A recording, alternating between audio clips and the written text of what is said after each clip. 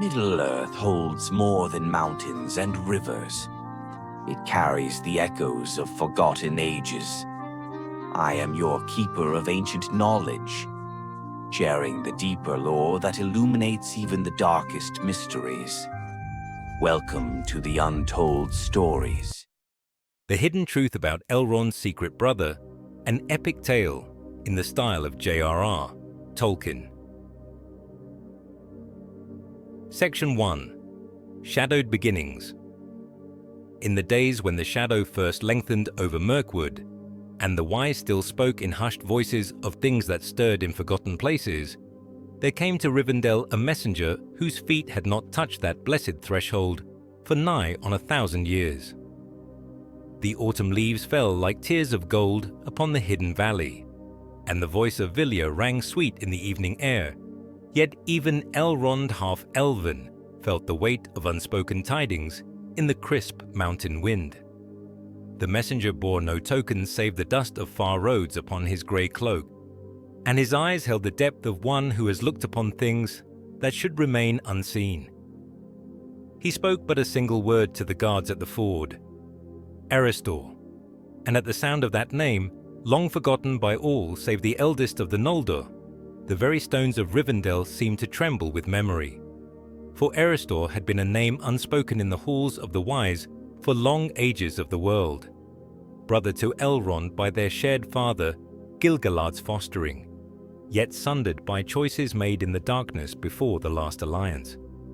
Where Elrond had chosen the path of the healer and the guardian, building a refuge for the weary and the broken, Erestor had walked into shadow, believing that to defeat the darkness one must understand it fully, even unto the risk of one's own soul. The messenger was brought before Elrond in the great hall, where the light of Erendil's star gleamed eternal. And there, beneath the painted histories of the elder days, he spoke words that chilled even the warm heart of Rivendell. Lord Elrond, your brother lives, and he has found something in the depths of Moria that was never meant to be found. The silence that followed was deeper than the Mirrormere, more profound than the roots of the mountains. For in that moment, Elrond knew that the long peace of his realm was ending, and that choices made in love and hope centuries past were returning, like shadows cast by a dying fire. The messenger's words hung in the air like the memory of a funeral song, and outside, the last light of Gilistell faded behind the peaks of the misty mountains. In the days that followed, ravens came in numbers unseen since the fall of Erebor, bearing tidings from the northern reaches and the edges of the wild. The wise of Middle-earth began to stir from their long contemplation, sensing a change in the very fabric of the world. And in the silence of his private chambers, Elrond opened chests that had remained sealed since the Second Age, taking out maps drawn in his brother's hand and letters written in the flowing script of Sindarin, each word a reminder of the love that had been sundered by the weight of fate. For the shadow was returning, and with it the last of the house of Gil-galad, who had chosen to walk alone in darkness, believing that some sacrifices were too great to ask of others. The time of hiding was ending, and Middle-earth would soon learn that not all who are lost in shadow are beyond hope of redemption, though the price of such hope might shake the very foundations of the earth. Section 2. A Whisper in the Trees. Beyond the borders of Rivendell, where the Bruinen runs shallow over ancient stones, the old forest stirred with unease. Tom Bombadil, master of wood and water within his realm, felt the change as a discord in the earth song that had endured since the elder days. The trees spoke in hushed voices of a shadow that moved beneath the mountains, not the darkness of Sauron that men feared, but something older, more sorrowful, a shadow that wept as it walked. In the depths of the night, when even the stars seemed dimmed by unnamed dread, the Entwives who had long ago vanished into legend whispered through the roots of oak and ash. They spoke of one who had passed through their hidden groves in ages past, seeking not dominion, but understanding. One who had knelt before the Entwash and wept for the sundering of all fair things, asking forgiveness from the growing earth for the path he must take. The messenger who had brought word to Rivendell travelled now by hidden ways toward the Grey Havens, bearing letters sealed with Vilya's light.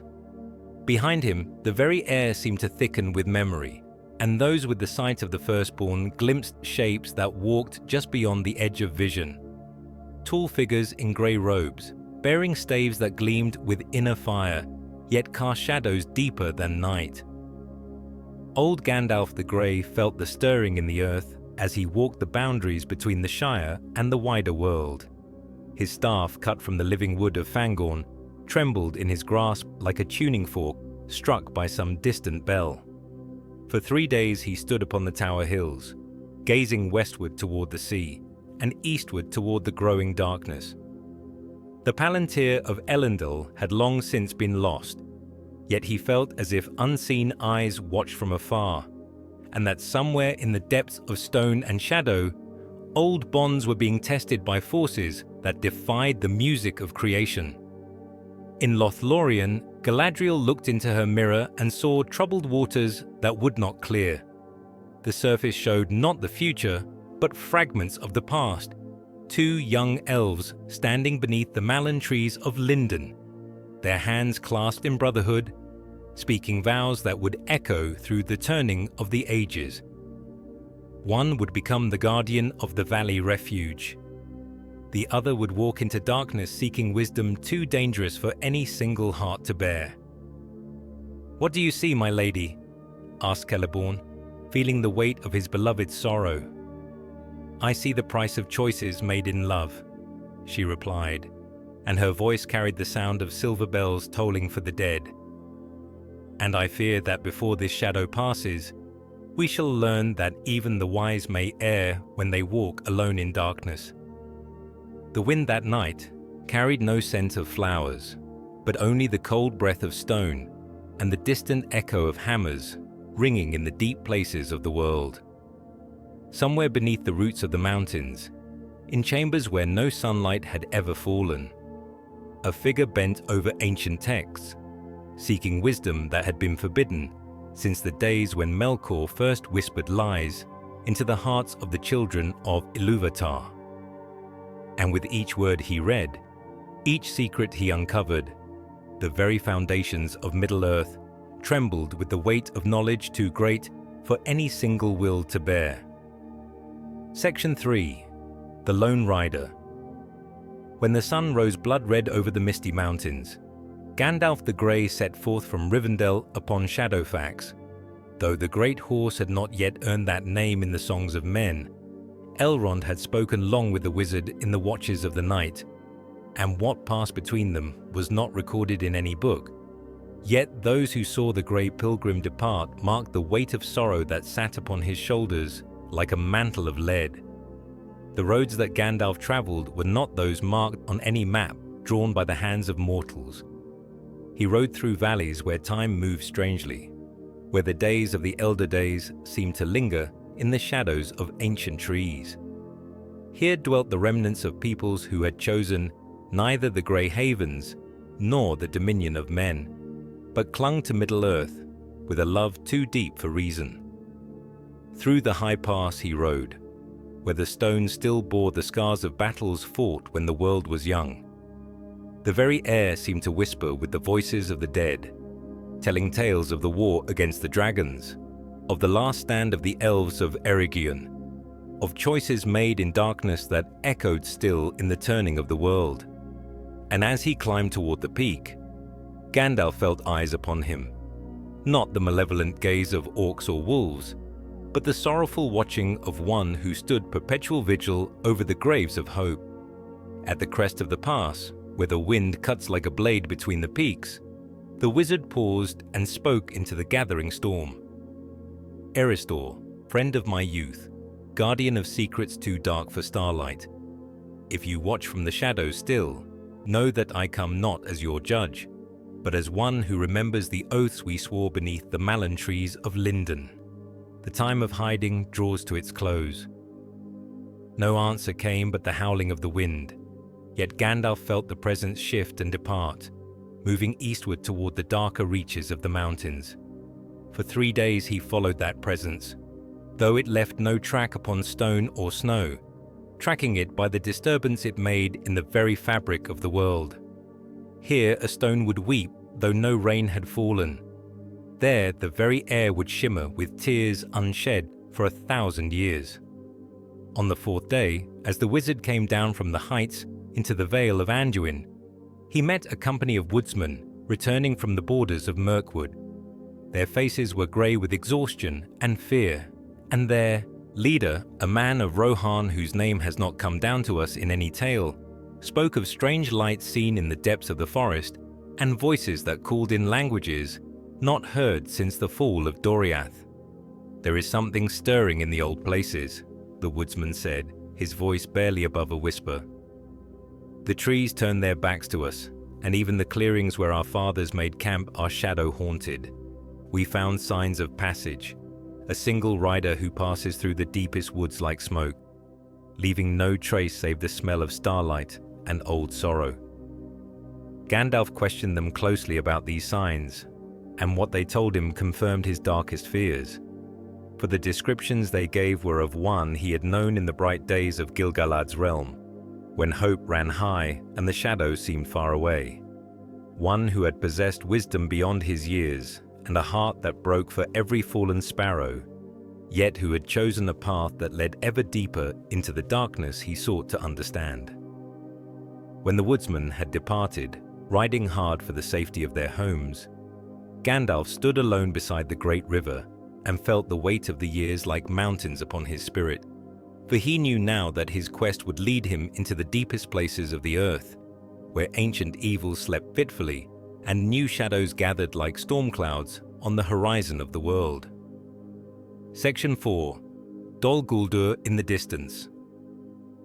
The fortress of Dol Guldur loomed against the southern sky like a canker upon the face of the earth, its black towers twisted into shapes that hurt the eye to look upon.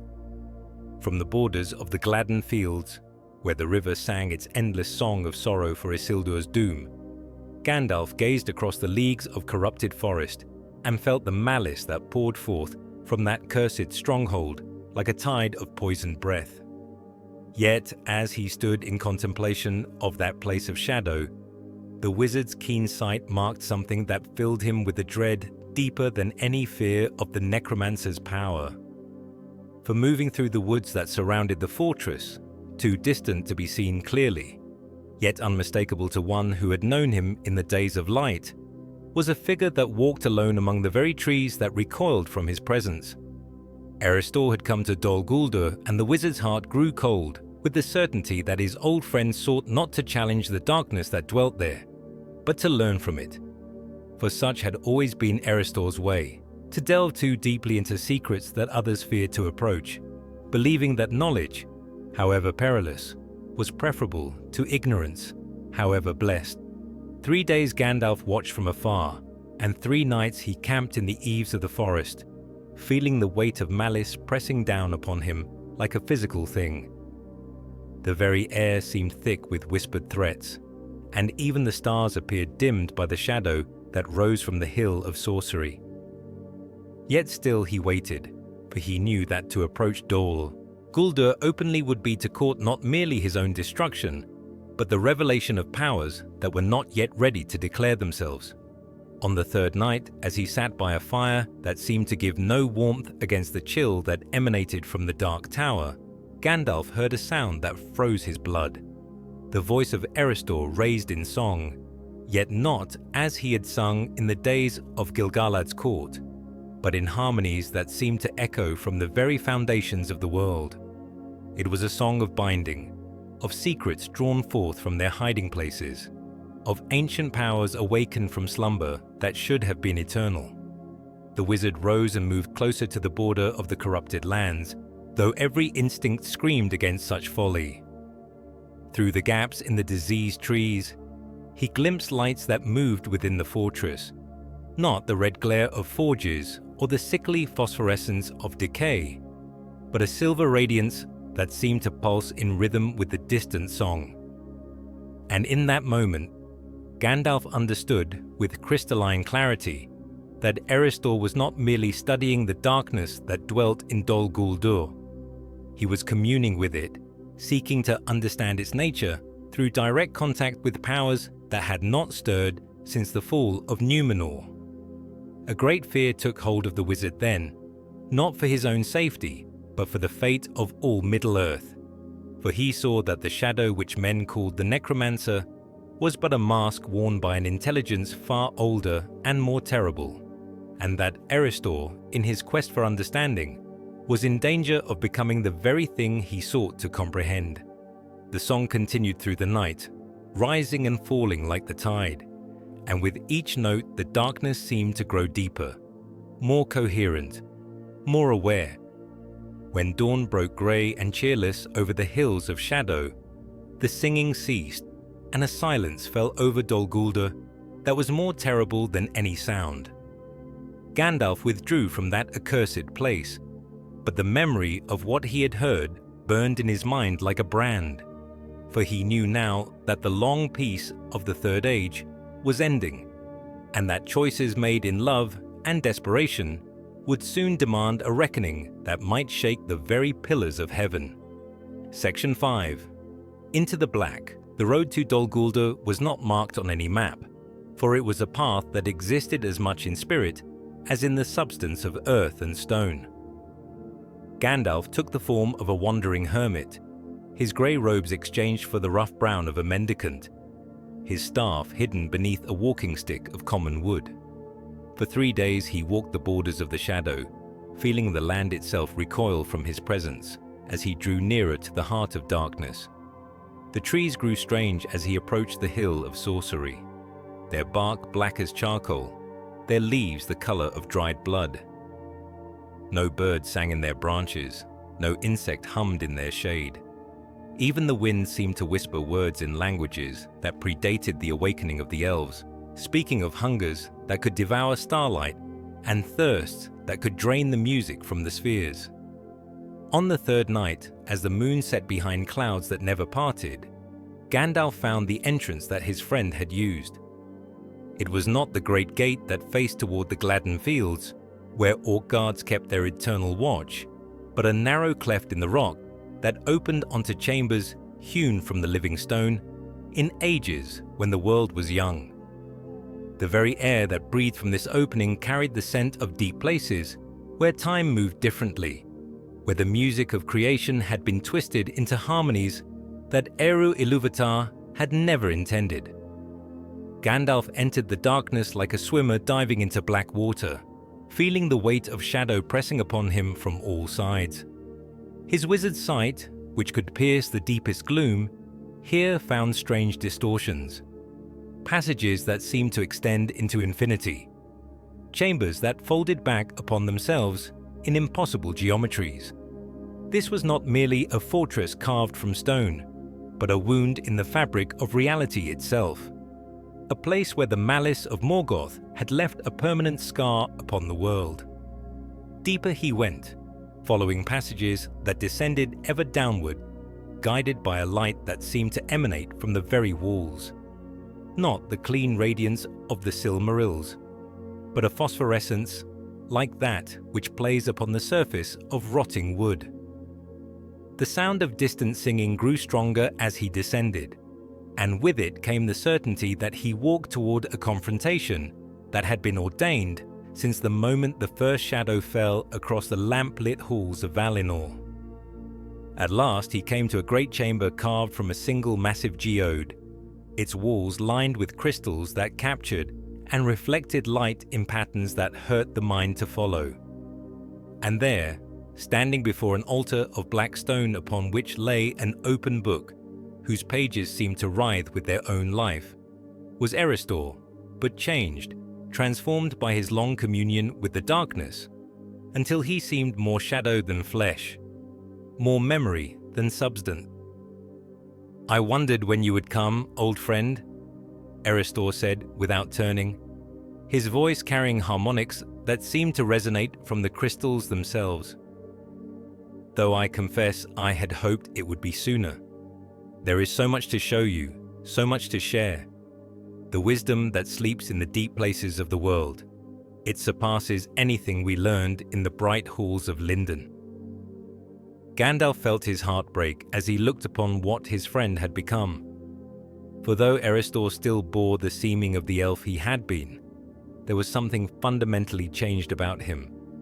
A hollowness in his eyes, a quality to his presence that suggested vast depths filled with things that should never have been disturbed. "Erestor," the wizard said, and his voice carried all the sorrow of the undying lands. "What have you done?" The figure that had once been his friend turned then and smiled with an expression of infinite sadness. "I have done what was necessary, Gandalf. I have learned to speak with the darkness itself. And oh, my friend, the things it has told me would make the Vala weep." Section 6. The Captive King. In the deepest chamber beneath Dol Guldur, where the roots of the hill delved down toward the bones of the earth, Gandalf beheld a sight that chilled him more deeply than the voice of his transformed friend. There, bound with chains of black iron that seemed to drink light itself, sat a figure whose nobility shone through the accumulated filth and torment of centuries. This was no orc captain or fallen man, but one of the high kings of old, though which realm he had ruled was hidden beneath the weight of years and suffering.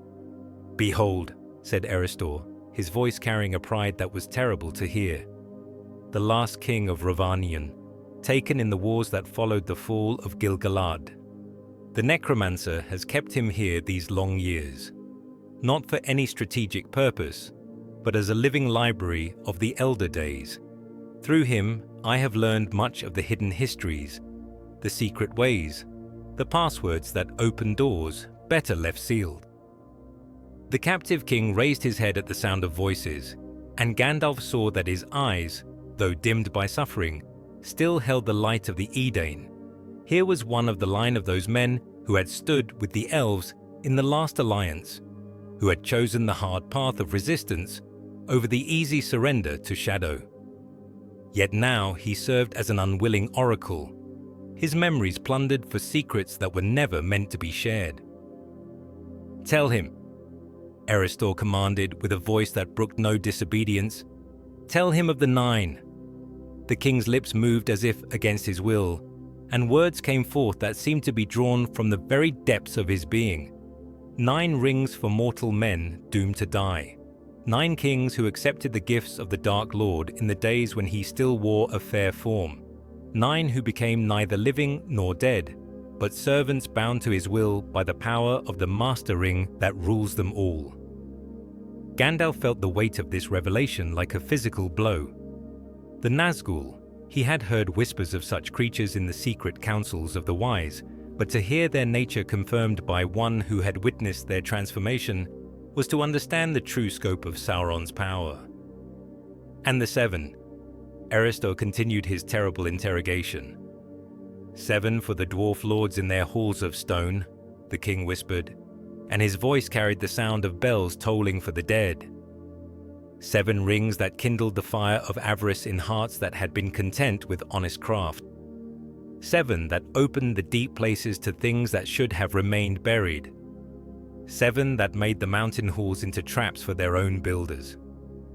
The wizard's staff trembled in his grasp as he began to understand the scope of the corruption that had been wrought through the gift of rings. Each circle of gold had been a carefully crafted snare, designed to bind its bearer ever closer to the will of the ringmaker. "Enough," Gandalf said, his voice ringing with authority that seemed to shake the very stones. "This is abomination, Erestor. You torture this noble man for secrets that were hidden for good reason." But his friend only smiled that terrible, sad smile. "Hidden, yes, but from whom? From those who might use such knowledge to resist the darkness? Or from those who might learn to understand it so well that resistance becomes unnecessary?"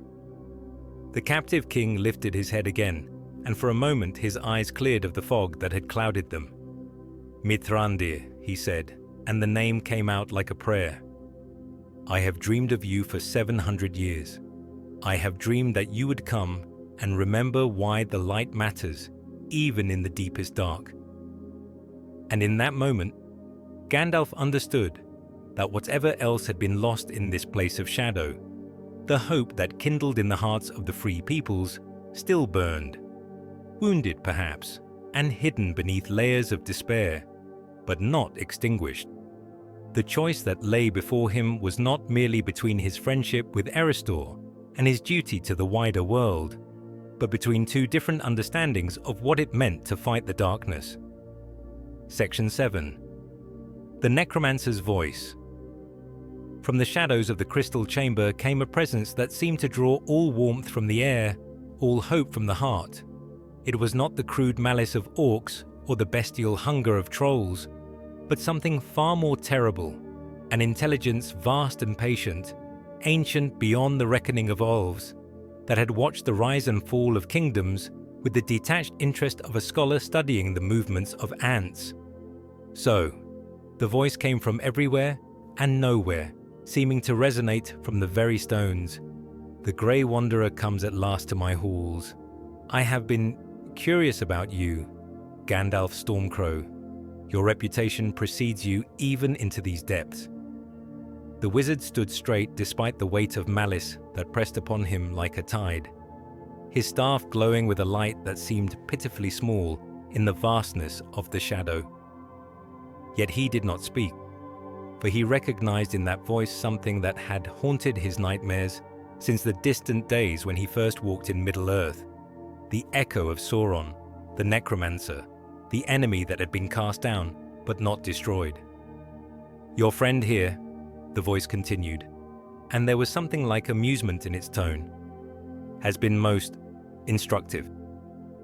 He came to me seeking knowledge, and I have been generous in my gifts, perhaps too generous. He has learned much about the nature of power, about the prices that must be paid for wisdom, about the choices that await all who would stand against the tide of darkness." Erestor moved closer to the altar, his hand resting upon the writhing pages of the Black Book. "I have seen Gandalf," he said, and his voice carried the weight of terrible certainty. "I have seen what comes if we continue on the path of resistance. The Fourth Age will be the age of men, and men are brief-lived and prone to folly. The light of the elves will fade, the dwarves will dwindle, and in the end all the great works will turn to dust and shadow. But there is another way," the necromancer's voice whispered, and now it seemed to come from within Gandalf's own mind. "A way of order, of stability, of peace that endures beyond the brief span of mortal lives. I offer not conquest, but conservation. The preservation of all that is good and beautiful beneath the rule of one who understands the long view of history." The wizard felt the terrible, seductive power of that voice, the way it made submission seem not merely reasonable, but inevitable. Here was the same corruption that had brought down Númenor, the same lie that had turned the hearts of kings and wizards in ages past. The promise that surrender to tyranny was merely a more sophisticated form of resistance.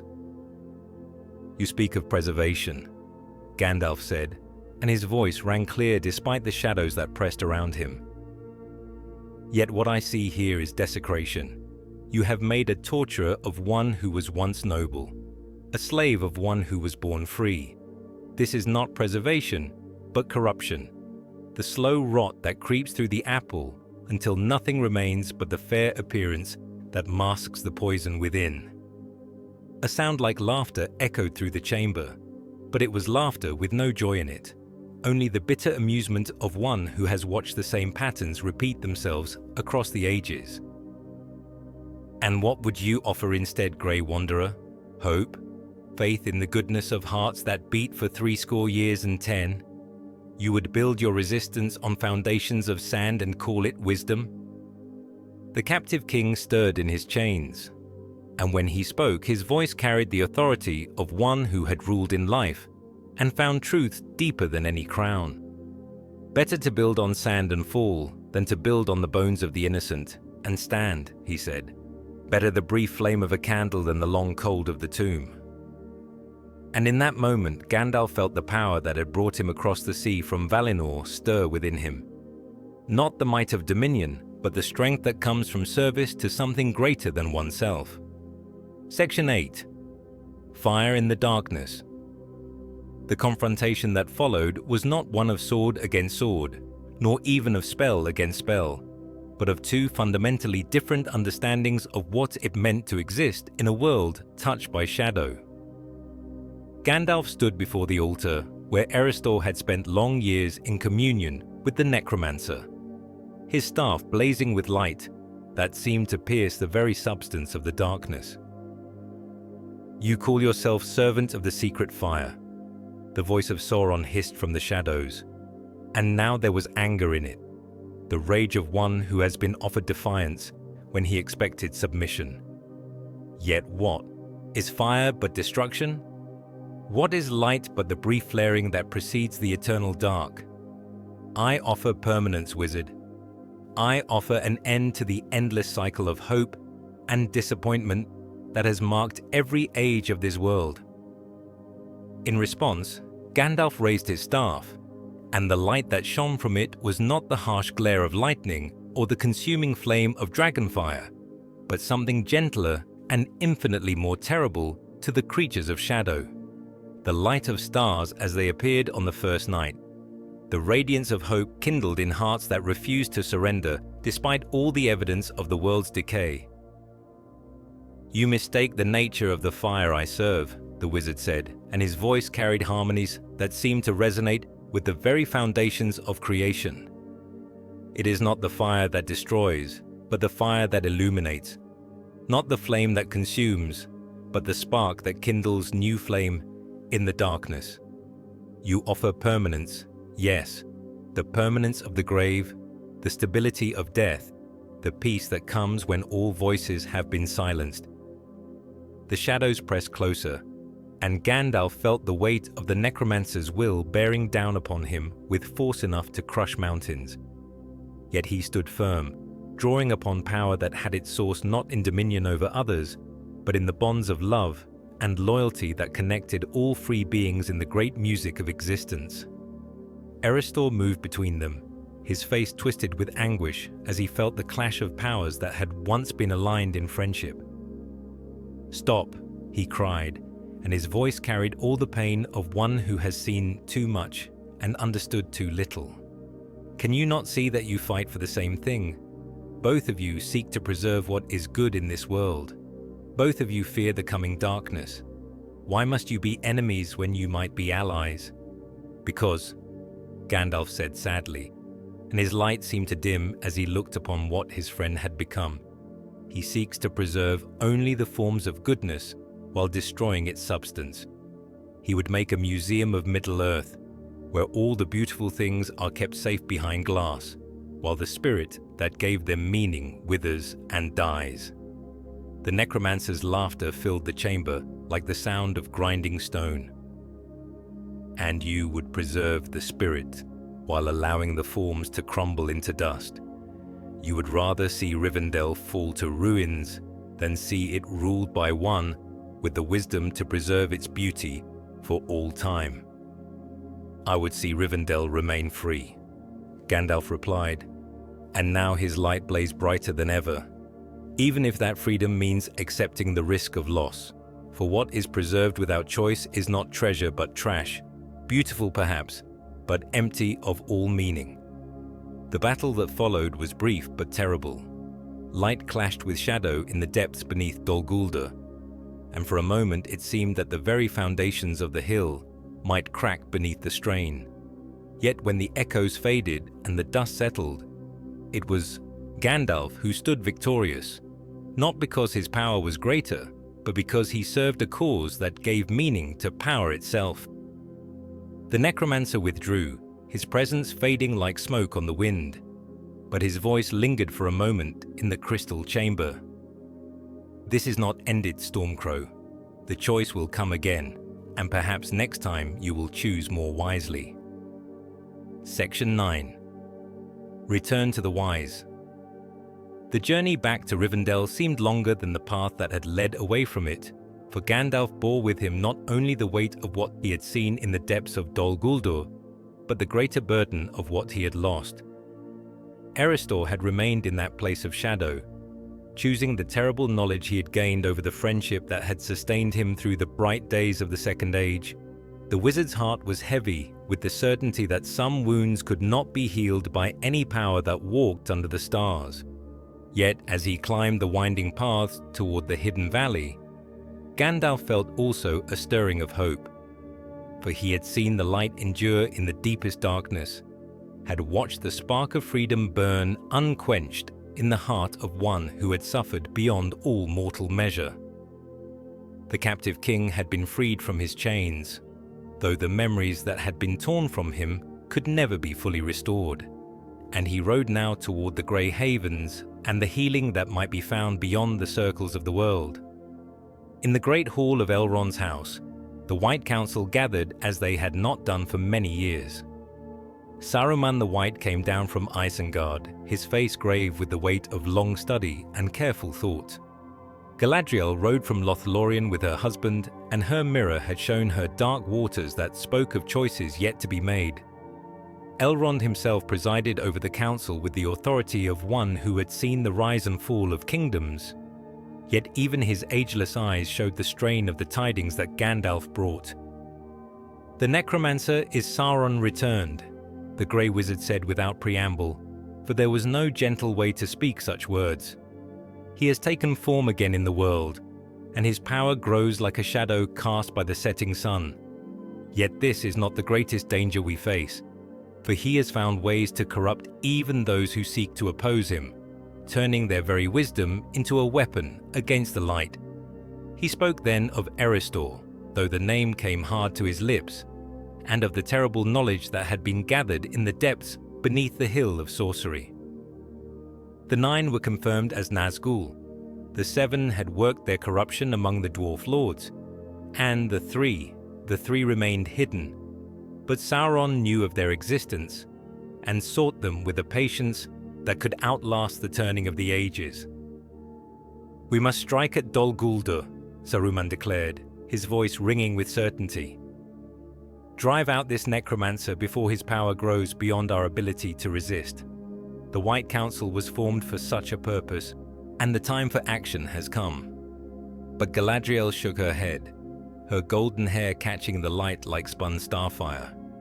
"You speak of action, Saruman the White, yet what action can avail against an enemy who wins by the very fact that we must fight him?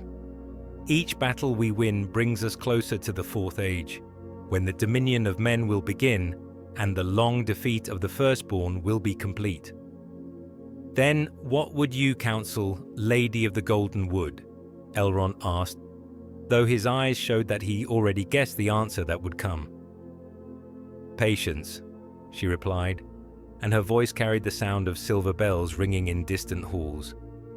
"We cannot destroy Sauron. That power was lost when Isildur failed to cast the ring into the fire. But we can prepare for the time when he will reveal himself fully, and ensure that those who come after us will have the strength to finish what we began." And so, the debate continued through the watches of the night. Wisdom wrestling with wisdom, hope contending with despair. Yet in the end, it was Gandalf who spoke the words that would shape the days to come. "There is another who must be considered in our plans, one whose courage may prove greater than our wisdom, whose small light may shine brighter than all our gathered lore. The time has come to remember that the war against the shadow will not be won by the mighty, but by the meek who refuse to surrender." Section 10. Stirring the North. In the grey light of dawn that followed the council, Gandalf set forth once more upon the roads of Middle-earth, but now his purpose was changed. No longer did he seek to confront the darkness directly, but to kindle lights in places where they might burn long after the great powers had passed away. His path led northward, through the misty mountains and beyond, to the halls of kings and the workshops of craftsmen, to the councils of the wise and the hearths of the simple. First he came to the halls of Thranduil in the northern reaches of Mirkwood. where the Elven King ruled over a realm that seemed to grow smaller with each passing year. The shadow of Dol Guldur had spread far from its source, poisoning the very air and turning friend against friend, path against path. Yet in the deepest halls of the woodland realm, there was still music, still laughter, still the light of stars that had not been dimmed by all the malice of the enemy. "I bring word of your kinsman Erestor," Gandalf said to the king, though he spoke the name with sorrow. "He who was counted among the wise has chosen a darker path, seeking knowledge that comes only at the price of wisdom." Thranduil received this news with the composure of one who had ruled through many dark years, yet the wizard saw the grief that flickered in his ancient eyes. "We have felt the change in him," the king replied. "The very trees whisper of one who walks among them, but is no longer of them, who speaks in our tongue, but serves alien purposes. Is there no hope for his redemption?" "There is always hope," Gandalf answered, "but sometimes hope must take forms that we do not expect. Erestor has chosen his path, and we must choose ours. Tell me, King of the Wood, how go the roads to Erebor, and what news comes from the halls beneath the mountain?" For this was the beginning of the plan that the wizard had conceived in the watches of the night, not to challenge Sauron's power directly, but to ensure that when the time of trial came, there would be those ready to stand against the darkness. The dwarves of Erebor were key to this design, for their halls had been delved deep and their axes were sharp, and in the heart of the mountain lay treasures that might tip the balance in the days to come. Yet the path to Erebor was long closed, the halls beneath the mountain sealed by fire and fear. Smaug the Golden lay coiled in the depths like a living furnace, and his presence made the very air deadly to those who would approach. No army could assail him, no force of arms could drive him forth. Yet Gandalf had learned in his long years of wandering that the mightiest fortresses often fell to the smallest keys, and in his mind a plan was taking shape that would require not the strength of kings, but the courage of the humble. From the halls of Thranduil, the wizard travelled to the Carreg, where Beorn the Skin Changer kept his vigil against the things that crept down from the mountains. Here was one whose strength was legendary, whose friendship with the free peoples was beyond question, yet who had chosen to stand apart from the great councils and the weighty decisions of the wise.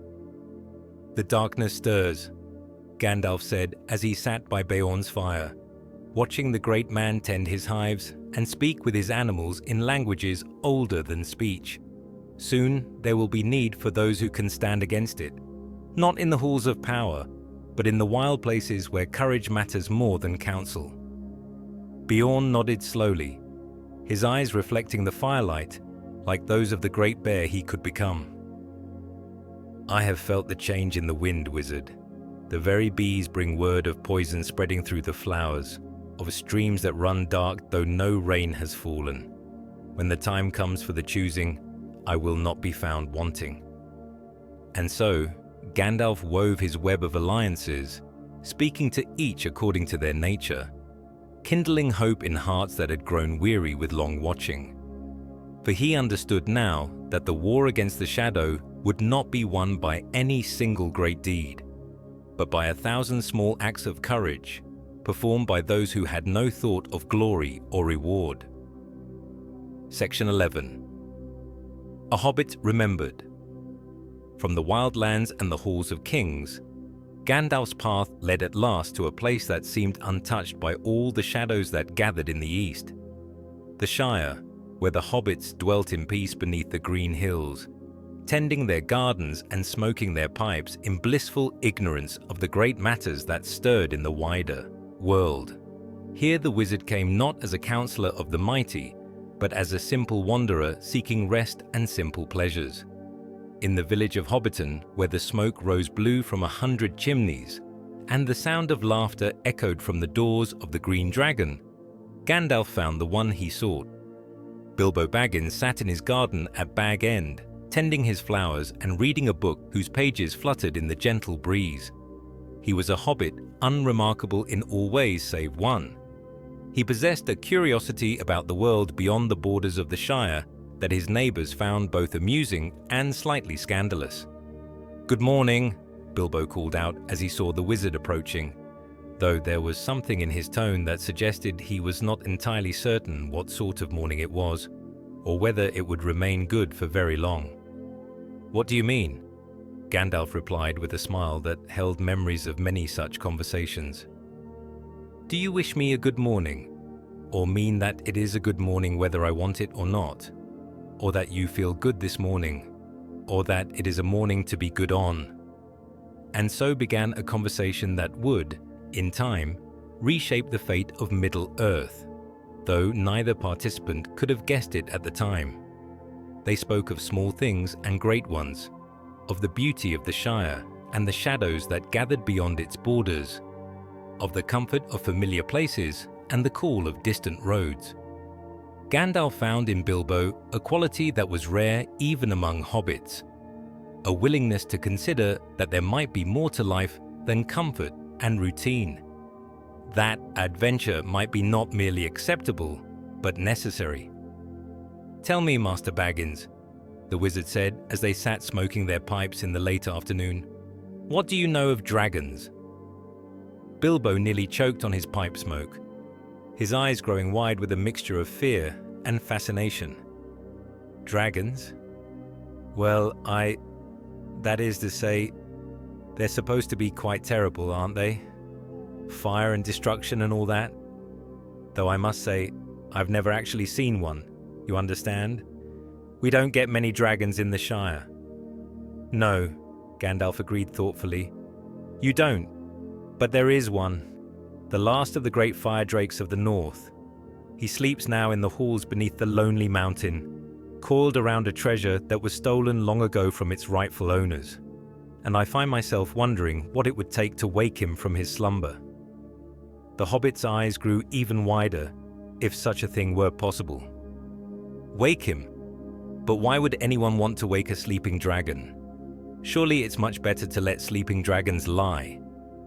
"Usually, yes," the wizard replied, and his voice carried undertones that spoke of plans within plans, of wheels set in motion that would turn for years to come. "But sometimes the greatest dangers come not from the dragons we wake, but from the ones we allow to sleep undisturbed. Sometimes courage means choosing the danger you can see over the one that waits in darkness." They spoke long into the evening, and when Gandalf finally departed from Bag End, he left behind seeds that would grow in the mind of the hobbit, thoughts of adventure and responsibility, of the wide world beyond the comfortable boundaries of the Shire.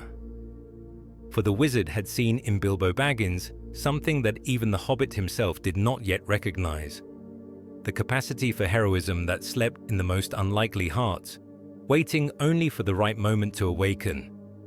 That night, as Bilbo lay in his comfortable bed in his comfortable hobbit hole, he dreamed of roads that led to distant mountains and treasures that gleamed in the depths of the earth.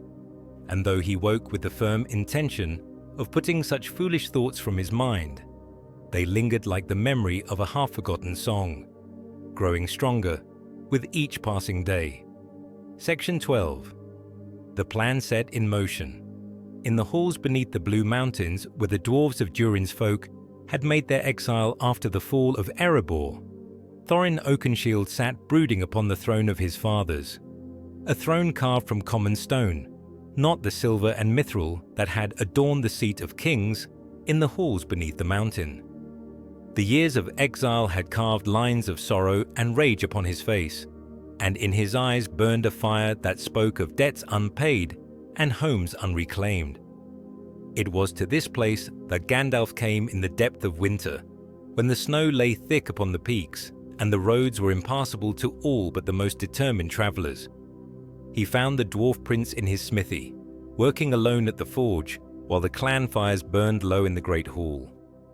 Here was one who had never accepted defeat, who sharpened his axes each night in preparation for a war that might never come.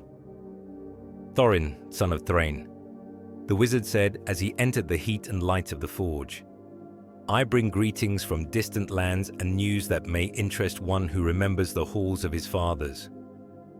The dwarf looked up from his work, and in his eyes Gandalf saw the mixture of hope and suspicion that had marked his people since the day they first delved too deeply into the roots of mountains. "What news could you bring that would matter to one who has lost his kingdom and his birthright? What words could you speak that would kindle hope in a heart that has grown cold with waiting?" In answer, Gandalf drew forth a map, not newly made, but ancient beyond the reckoning of the Third Age, marked with runes that glowed faintly in the firelight and showed passages that had been sealed since the days when dragons first learned to speak.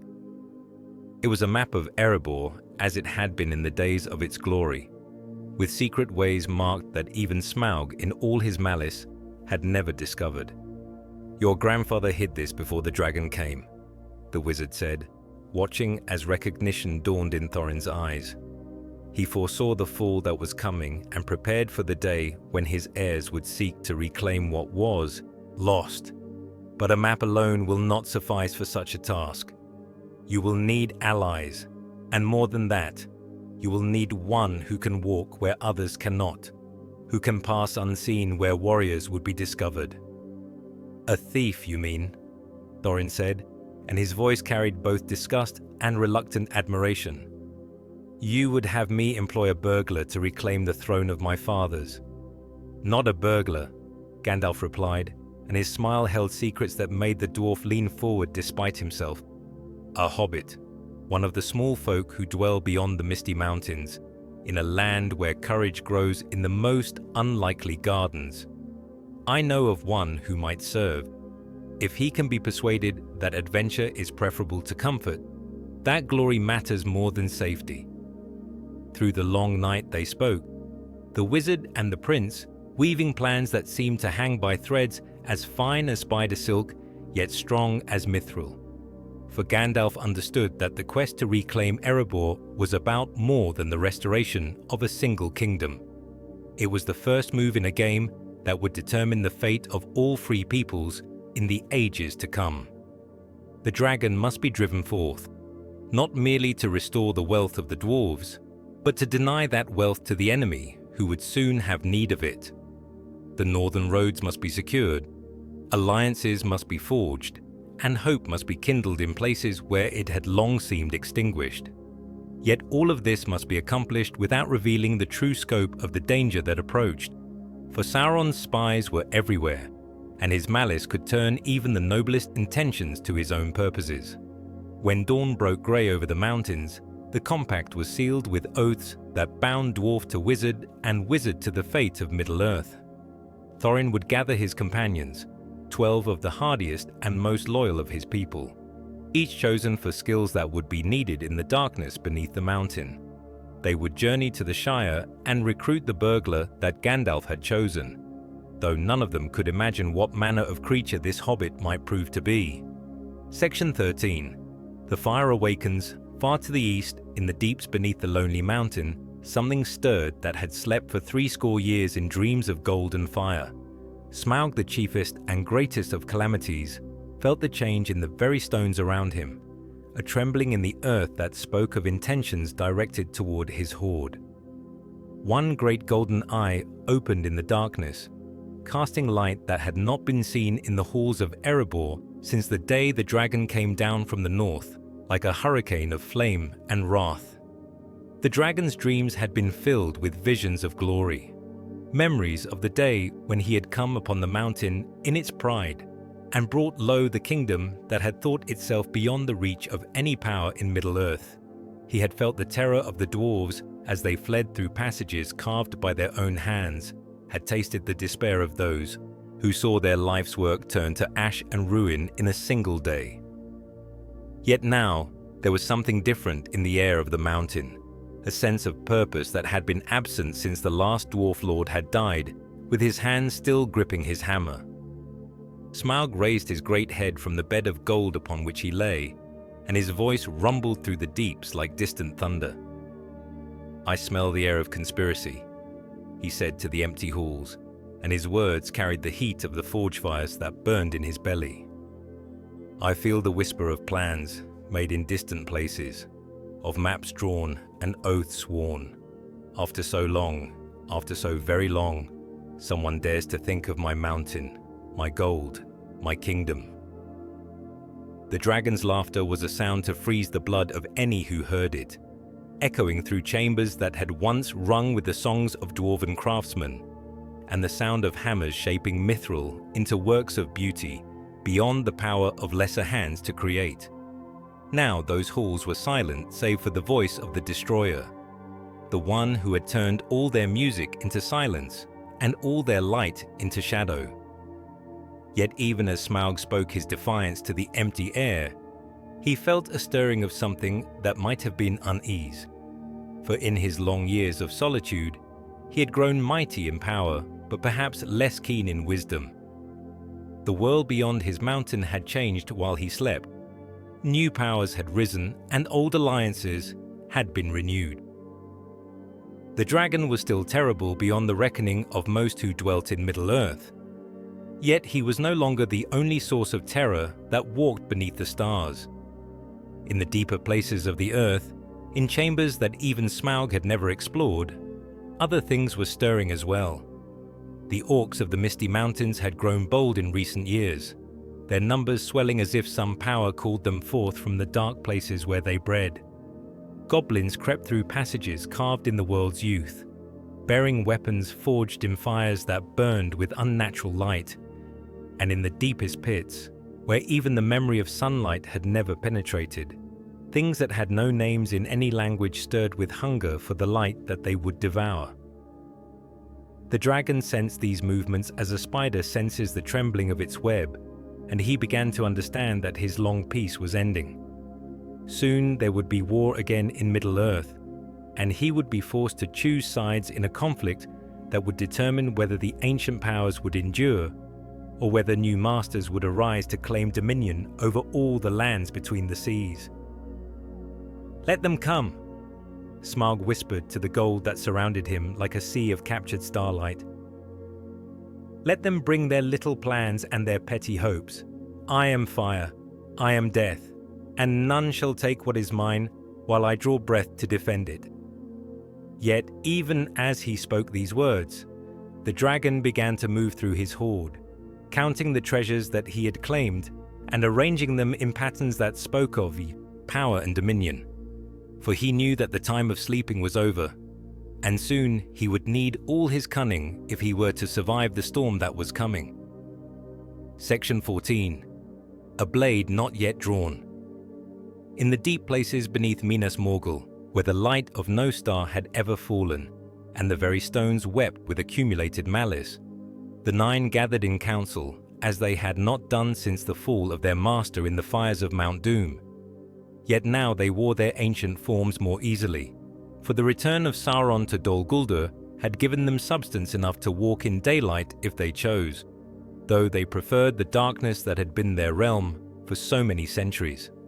The Witch King of Angmar stood at their head, his crown of black iron glowing with runes that hurt the eye to look upon. Once he had been a king of men, proud and mighty in the days when Númenor sailed the western seas, yet now he was neither living nor dead, but something far more terrible, a will bound to service, a mind that remembered love only as pain to be inflicted upon others. "The necromancer stirs," he said to his 8 companions, and his voice carried the sound of armor grinding against bone. "Our master takes form again in the world, though he moves with caution still. The time of hiding draws to its close, yet the hour of revelation has not yet come. We must prepare for the war that is to come, yet we must not reveal our strength until the moment is ripe." The second of the 9, who had once ruled in the Southlands before the shadow fell upon him, spoke from behind a mask of silver that reflected no light. "What of the White Council? Do they not suspect what grows in the darkness? Surely they have felt the change in the air, the stirring of powers that were thought to be sleeping." "They suspect much and know little," replied another voice, this one speaking from a throat that no longer drew breath. "They gather and debate while we act. They counsel patience while we prepare for war. By the time they understand the scope of the danger, it will be too late for any action to avail them. Yet even as they spoke of their master's plans and their own preparations for the conflict to come, the nine felt stirrings of unease that they could not fully explain. For there were other powers moving in Middle-earth, older magics than those wielded by Sauron, deeper currents than those that flowed from Dol Guldur. In the west, the Three Rings still kept their vigil, and their bearers had not forgotten the arts of war even in the long years of peace. More troubling still were the reports that came from their spies in the north. The dragon Smaug was stirring, and with him the possibility that the wealth of Erebor might once again flow freely through the channels of trade and alliance. The dwarves in exile might find cause for hope. The men of Lake Town might remember their ancient courage, and the elves of the woodland realm might emerge from their hidden halls to stand once more in the light. "There is also the matter of the Istari," spoke the fourth, his words falling like drops of poison into still water. 5 were sent from the west to guide and counsel the free peoples. 2 have passed beyond our knowledge into the far east. 1 grows proud and grasps after power that is not rightfully his. But 2 remain true to their purpose, and their meddling could upset plans that have been long in the making. The Witch King nodded slowly, his movements stirring shadows that seemed to have weight and substance. Gandalf the Grey has already proven himself troublesome. He came to Dol Guldur and spoke with our master, though what passed between them was not revealed to us. Yet he departed unchanged, still holding to the hope that has been his folly since first he set foot upon these shores.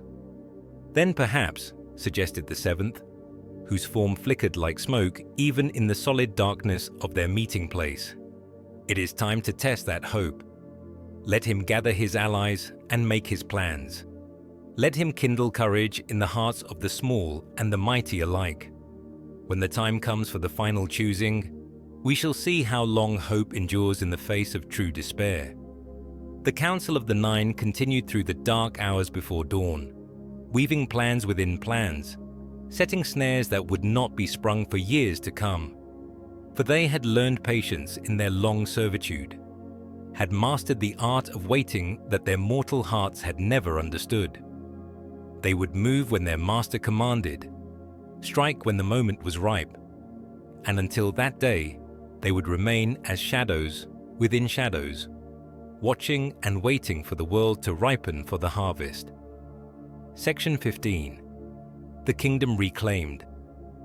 The tale of how Erebor was reclaimed belongs to another telling, written in the Red Book that lies now in the archives of the Shire, where Bilbo Baggins set down the story of his great adventure in words that ring with simple truth.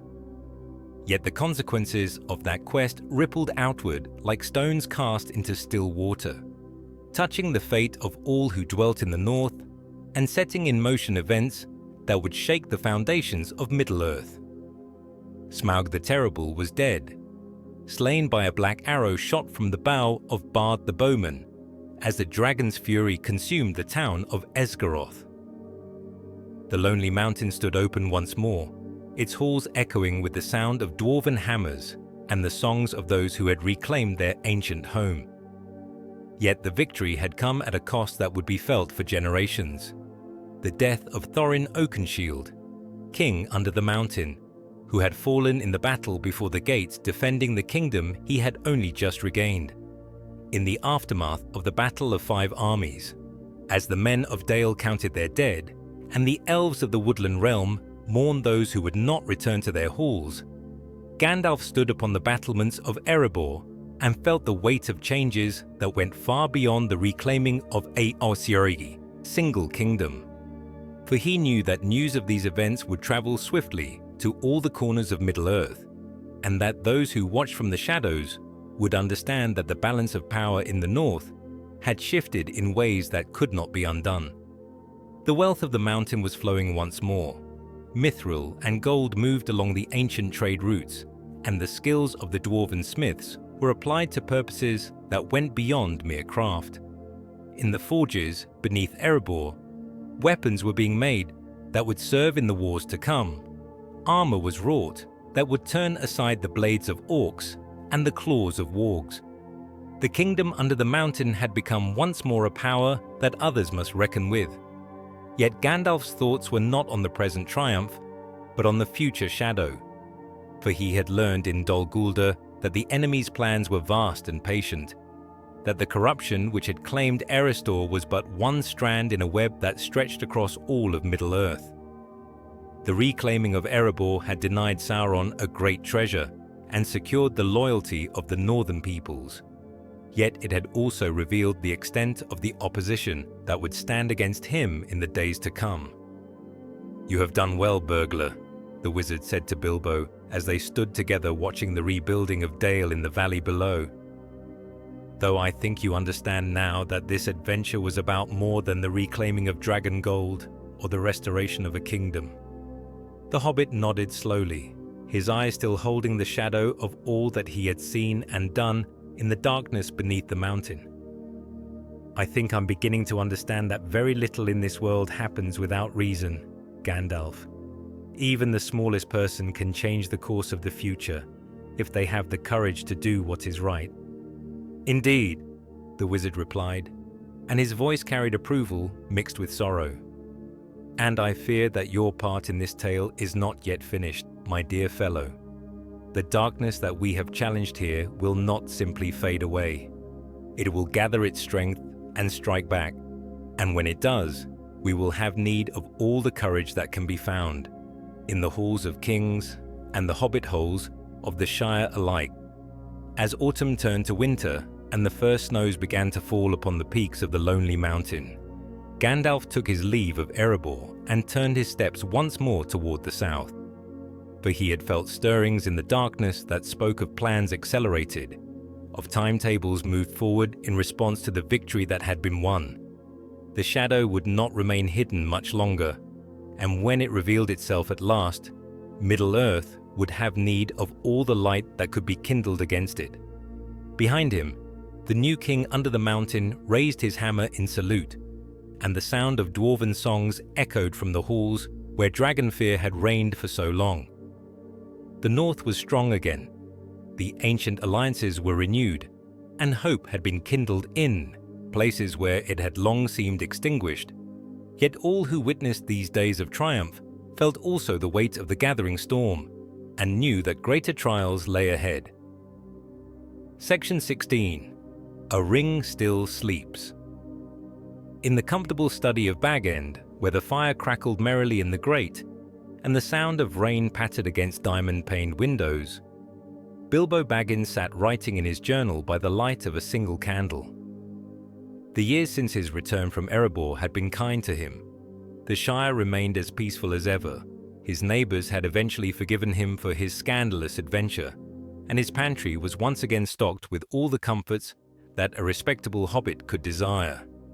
Yet sometimes when the wind blew from the east and the shadows gathered early in the corners of his study, Bilbo would find his hand straying to his waistcoat pocket, where he kept a simple golden ring that he had found in the dark tunnels beneath the misty mountains. It was a plain thing, unmarked by any craft that he could recognize, yet it had served him well in his adventure, rendering him invisible when need arose, helping him escape from goblins and giant spiders alike. He had told Gandalf about the ring, of course, though he had not been entirely truthful about how he had come by it. The wizard had examined it with interest, turning it over in his long fingers and muttering words in languages that the hobbit did not recognize. Yet in the end, he had returned it with a smile and a warning to use it sparingly, for magic items were not toys to be employed lightly. "It is a ring of power, though of what sort I cannot yet determine," Gandalf had said. "Keep it safe, my dear Bilbo, and keep it secret. There are many in Middle-earth who would covet such a thing, and not all of them have your noble heart." Now, as Bilbo wrote of his adventure in careful script that future generations might read, he found himself dwelling on the strange circumstances of his discovery of the ring. He had told everyone that Gollum had given it to him freely after losing a riddle game, yet that was not entirely true. The wretched creature had been enraged when he discovered the ring was missing, had screamed threats and curses that still echoed in the hobbit's nightmares. Only the ring's power had allowed Bilbo to escape from those tunnels. Yet he could not shake the feeling that in taking it, he had somehow set in motion events whose consequences he could not foresee. The rain continued to fall as Bilbo wrote, and with it came memories of another rainy night when Gandalf had appeared at his door with 13 dwarves and a tale of dragon-guarded treasure. How simple it had all seemed then. A straightforward quest to reclaim a stolen hoard. An adventure with a clear beginning and a satisfying end. Yet now he understood that nothing in Middle-earth was simple. That even the smallest actions could have consequences that rippled across the years like stones cast into deep water. Somewhere in the distance a bell was tolling. Not the cheerful chime of the Bywater church, but a deeper, more solemn note that seemed to carry on the wind from directions that no compass could measure. Bilbo paused in his writing and listened, feeling a chill that had nothing to do with the autumn weather. For though he could not have explained it, he sensed that the peaceful days were drawing to a close, that the shadow which Gandalf had spoken of was stirring once more in the world. Yet for now, the Shire remained untouched by such dark thoughts. The ring lay quiet in his pocket, its power dormant, its true nature hidden even from its bearer. In Rivendell, Elrond looked up from his books with a sudden sense of unease, though he could not name its source. In Lothlorien, Galadriel's mirror showed waters dark with visions that would not clarify. And in the depths of Dol Guldur, a shadow that had taken the shape of a man smiled with terrible satisfaction. For plans long in the making were finally beginning to bear fruit. The One Ring slept still in the Shire, hidden and forgotten by all save one small hobbit who had no understanding of what he carried. Yet its influence was spreading like ripples in a pond, touching the dreams of those who were sensitive to such things, calling out to powers that had long slumbered in the dark places of the world. The long peace was ending, and Middle-earth would soon learn that some treasures are too dangerous to possess, too powerful to wield, and too important to lose. Section 17. The enemy withdraws. The assault upon Dol Guldur came at last, though not as any of the wise had planned or foreseen. It was not the White Council that struck at the Fortress of Shadow, but a force drawn from the newly reclaimed kingdom of Erebor. Dwarven warriors armed with weapons forged in the ancient manner, their axes gleaming with runes of power that had not been seen since the days of Durin the Deathless. Gandalf rode with them, though his heart was heavy with the knowledge of what they would find in those accursed halls. For he knew that Erestor still dwelt in the depths beneath the hill, changed beyond recognition by his long communion with the darkness, serving purposes that his noble heart had never intended. The wizard prayed that there might yet be some spark of the friend he had known in the bright days of Gil-galad's court, some remnant of the elf who had once stood with him beneath the malin trees of Lindon. The battle for Dol Guldur was brief but terrible.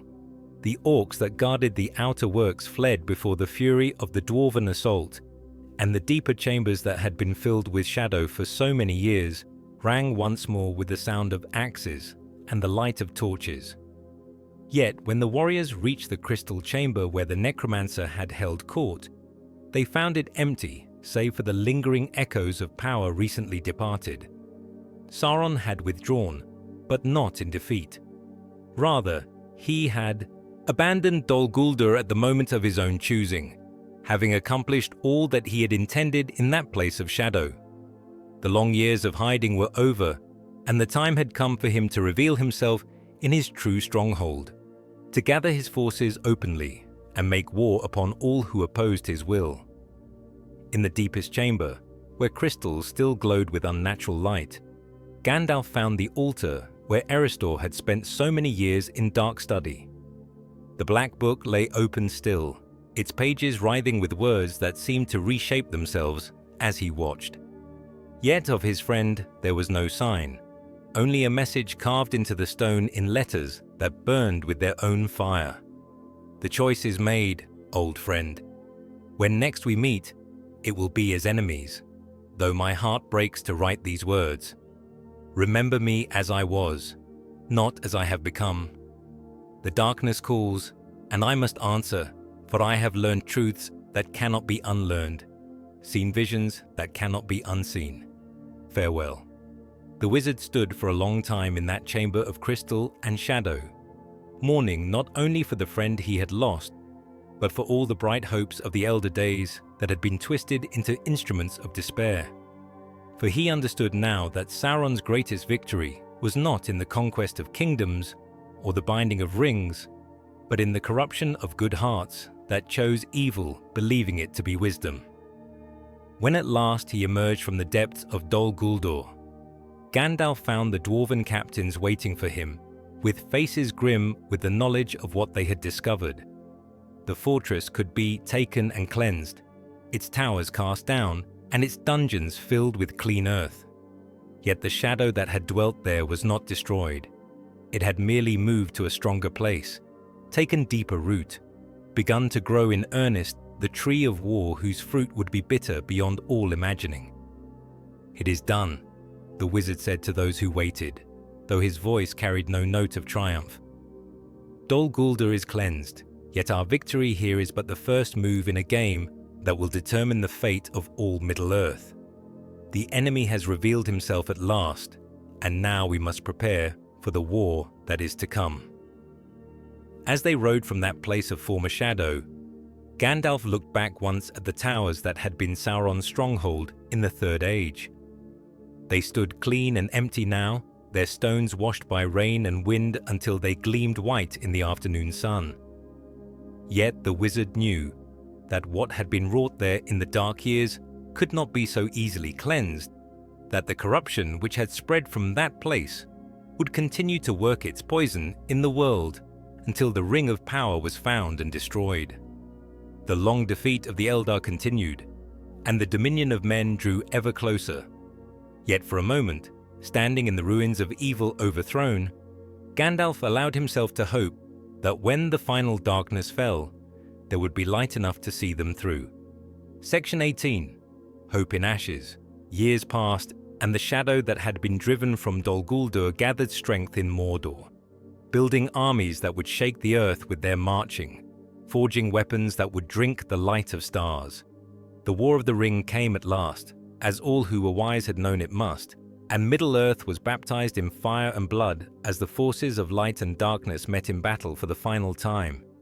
Yet it was not the strength of armies that decided the fate of the world, nor the wisdom of councils or the power of rings. In the end, it was the courage of two small hobbits who walked into the heart of darkness itself, bearing between them the burden that no king or wizard had been mighty enough to carry. The ring was destroyed in the fires of Mount Doom. Sauron fell like a tower struck by lightning, and the shadow passed away like smoke before the wind. In the aftermath of victory, when the kings had been crowned and the dead had been buried with honor, Gandalf rode once more to the ruins of Dol Guldur. The fortress stood empty still, its towers beginning to crumble as nature reclaimed what the darkness had corrupted. Yet in the depths beneath the hill, in the crystal chamber where such terrible knowledge had been gathered, the wizard found what he had hoped to find: a figure kneeling before the shattered altar, weeping tears that fell like silver rain upon the broken stones. Eristor had returned to himself with the destruction of his master. The corruption that had bound him to shadow burned away by the very fires that had consumed the Ring of Power. Yet the cost of his redemption was written in the lines of his face, in the silver that had come early to his hair, in the eyes that had seen too much and could never again look upon the world with innocent wonder. "Forgive me," he whispered as Gandalf approached, and his voice carried all the anguish of one who had served evil, believing it to be wisdom. "I thought to understand the darkness so that I might better fight it, yet I became the very thing I sought to defeat. How many died because of my folly? how much suffering might have been prevented if I had chosen the harder path of ignorance. The wizard knelt beside his friend, placing a gentle hand upon shoulders that shook with the weight of remembered horror.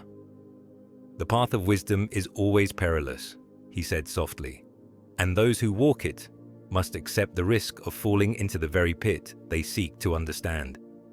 Yet your fall was not without purpose, Eristor.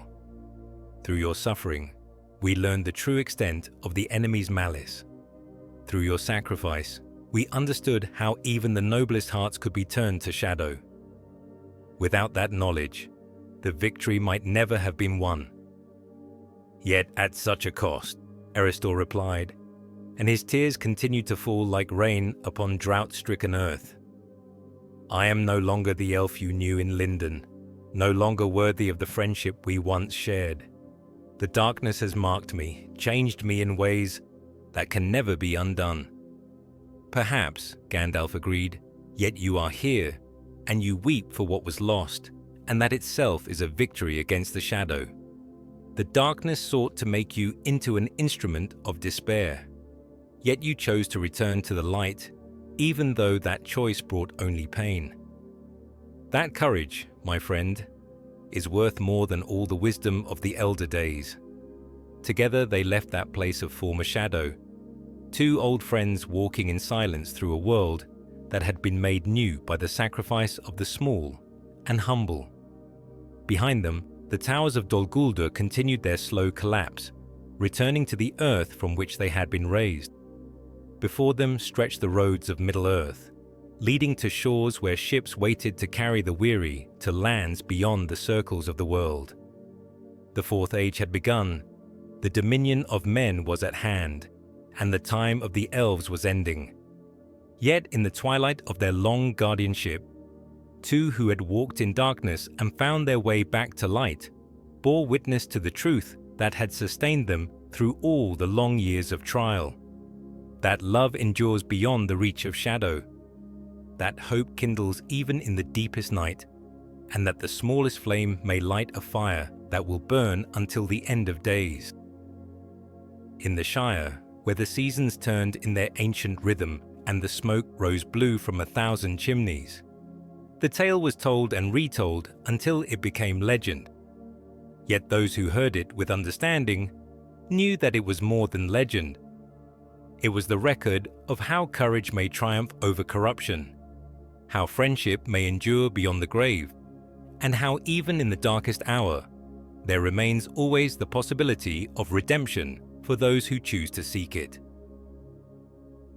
Thus ends the tale of Eristor the Lost, brother to Elrond half-elven, who walked into shadow seeking wisdom and found instead the bitter truth that some knowledge comes only at the price of innocence. His story serves as a reminder that the war between light and darkness is fought not only on the fields of battle, but in the hearts of all who must choose between the easy path of surrender and the hard road of resistance. In the end, it is not our falling that defines us, but our rising. Not our failures that measure our worth, but our willingness to continue seeking the light, even when all hope seems lost.